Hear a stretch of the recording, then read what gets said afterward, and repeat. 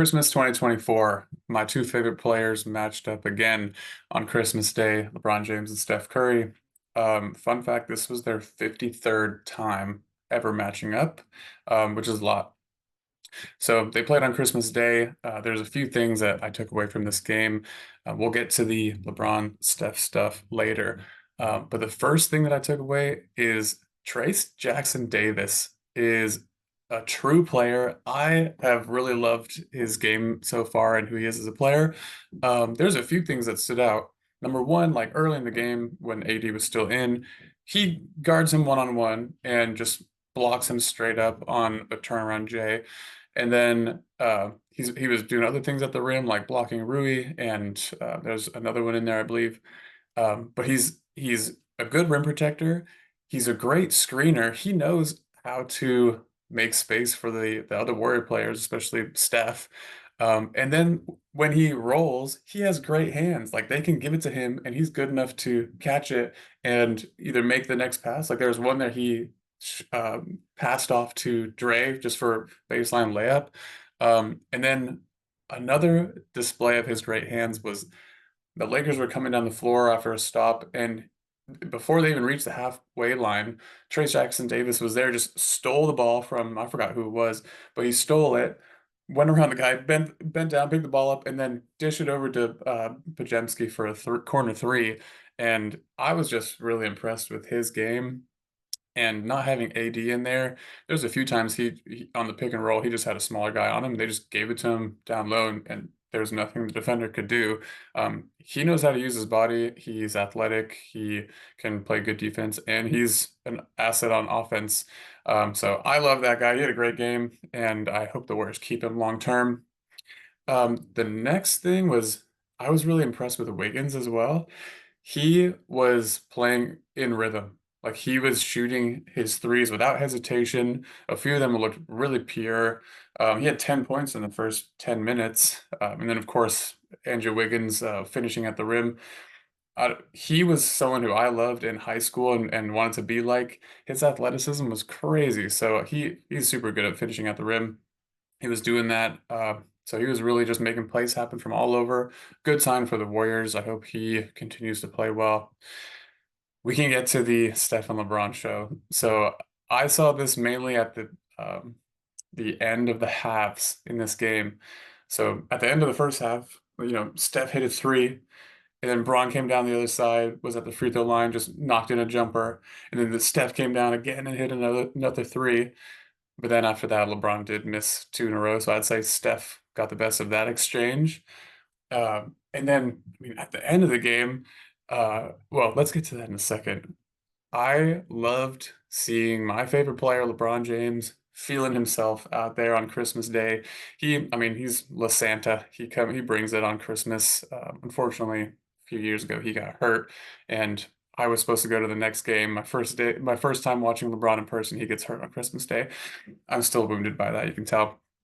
But he looked awesome out there. He was between plays, he was just like smirking and like feeling himself. And there's a time where he subbed out. And he was just like, "Yeah, like I'm him. Give me my praise." And he was looking good. I mean, the Warriors aren't great defensively, but he was using his body, just getting post ups. He did a little hook shot runner across the lane, hitting threes. I loved seeing him look agile and not tired. So that was a treat for myself. But oh, dude, and then the block that he had on Andrew Wiggins just looked like a classic LeBron James perfectly timed block, just ran across and just like hooked it down. Could have probably just caught it with two hands, but that's less fun, right? So LeBron was looking good. Steph was knocking down threes all over. But then let's go to the end of the game because this is where things got really interesting. Um, Warriors are down seven, and Schroeder, the new starter, my German, a German guy who I like. I'm German. He hit a three to cut the lead to four, and then on the other end of the court, Austin Reeves, they do a pick and roll, and I think he chose an ill-advised three-point shot that um, was early in the shot clock and probably wasn't the right decision, but he misses that. And then the Warriors get a breakaway. Steph is running down and he just gets his body in front and does that classic on the other side of the rim layup. It's cut down to 2 points. And then I forgot what the Lakers did on the other side, but fast forward to the inbounds play under the Lakers basket where the Warriors have the ball. Steph is just looking somewhere else and then just darts to the corner. Dre knows to give it to him. And for those of you who play basketball, you know how tough this is, but you saw him, LeBron is on his left. He catches the ball, leans further right, and is like chucking it over his right shoulder instead of just straight in front of it. He's like off to the right. And I mean, with Steph, you're surprised if he misses. So that was a crazy shot. He hits that three, and then I think they're down one after that shot.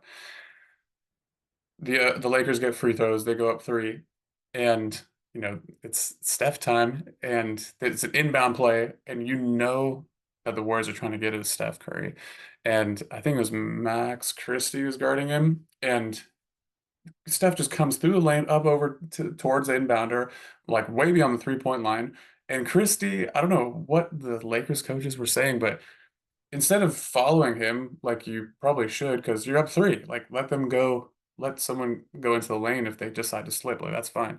He just gets caught up on the screen and starts pointing as if whoever the other defender was is gonna hear him. But Steph gets the ball. He's so wide open. And one thing I love about Steph is he's so good at just adjusting super quick. You can tell he catches it, he squares up, and he just does like one quick adjustment with his hips, and the ball is on its way to the rim. And I was watching it live when he caught that ball, and he had 4 feet of space around him. The crowd started going crazy before he even shot it, and I can't really remember a time when it was so evident like that. But he's Steph Curry, best shooter ever. So it goes in, and it's a tie game. And I'm looking at my family like, oh my gosh, like that was amazing. But then I quickly think, oh, Lakers are gonna win. Like they have 6 seconds left, and uh, it's gonna go to LeBron, and he's gonna do something sick, and it's gonna be a perfect end to a Christmas Day matchup. And then Lakers get a timeout. They advance the ball to over the halfway point, and then this couldn't have been the play that JJ Redick drew up, but Austin Reeves gets the ball. Draymond is face guarding LeBron James. He's trying to get away, and Austin Reeves isn't even looking at LeBron James, and I'm just thinking, get it to LeBron, like give him the ball. This is what we want. But savvy AR-15, he just said, nope, I'm gonna do this myself. Andrew Wiggins just uh, bullfighting defense, just let him go right through, and lays it up on the inside with his right hand, which is tough. Warriors there's 1 second on the clock. They have no timeouts, and they lose. Overall, really fun game. Some great LeBron moments, some great Steph moments, and although the Warriors lost, I'm encouraged for both of these teams. And I know Pat Riley just said that Jimmy Butler is not going to be traded, but for a second, I was thinking, oh, like what would the Warriors be like with Jimmy Butler? And I just came down to this thought. Imagine you're the other team and you look across and you see Draymond Green and Jimmy Butler over there, who you know are just gonna multiply their toughness and like intimidation from each other. And those are like you have those two guys who are like the bludgers from Harry Potter, and then you have Steph over there who's just gonna be running around the court like the golden snitch, and then add in like Trace Jackson Davis and Buddy Hield or Schroeder. Like that would have been a scary squad to play. I think overall it's probably good that Jimmy Butler isn't traded to them. He's due to make over 50 million next year, and I think the Warriors um, wouldn't want to tie themselves to that. But it was fun to think about, and I mean Jimmy Butler is someone who you love. You love to hate him if he's on the other team, but if he's on your team, you love the guy to death. So um, yeah, Warriors Lakers. I think they're going to be fine moving forward.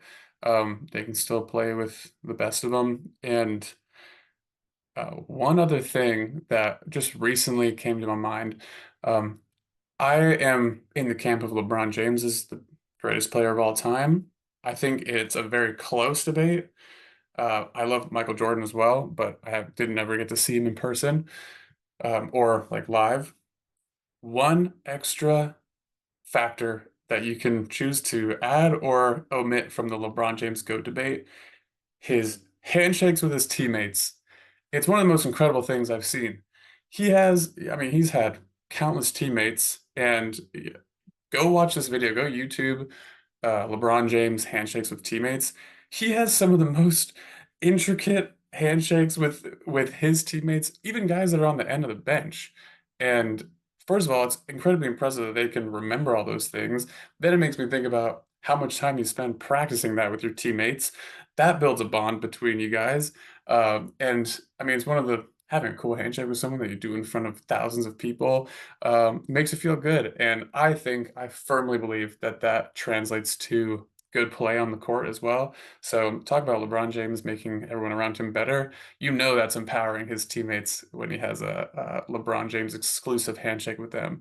But it's incredible. And like, I mean, Michael Jordan like the high five. No, I'm not going to get into that. I'm not going to compare. But LeBron James's handshakes, I think, should be factored in to his GOAT debate.